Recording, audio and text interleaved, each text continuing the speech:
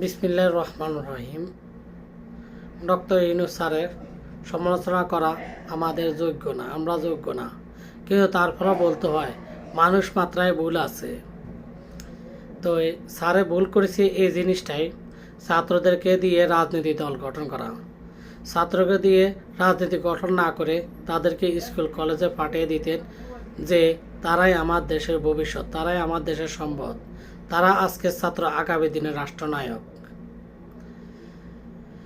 উনি আমাদের দেশের ছাত্রদেরকে দিয়ে রাজনীতি কইরা উনি যে স্বপ্ন হাসিল করার স্বপ্ন দেখছে তা কিন্তু বাস্তবে পরিণত হবে না।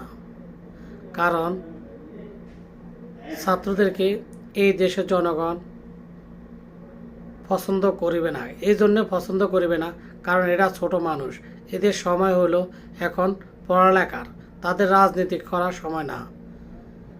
রাজনীতি করতে হলে পড়ালেখা বাদ দিয়ে রাজনীতি করতে হবে। এবং যুগ যুগ ধরে ছাত্র আন্দোলন হয়েছে এবং হবে, কারণ এই ছাত্ররাই সরকারের স্বৈরশাসিকতার বিরুদ্ধে সবসময় রুখে দাঁড়াবে এবং অন্যায়ের প্রতিবাদ করিবে।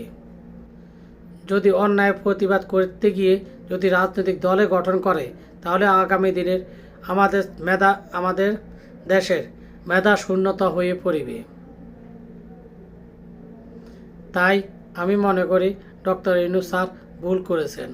ওনার উচিত ছিল সকল রাজনৈতিক দলের সাথে সমন্বয়তা বজায় রেখে কাজ করে যাওয়া এবং দেশকে কিভাবে এগিয়ে নেওয়া যায়, সংস্কারকরণ যায়, তার উপর নজর দেওয়া। কিন্তু উনি দল গঠন করে আজ অনেকের কাছে, কারো কাছে হিরো, কারো কাছে জিরো।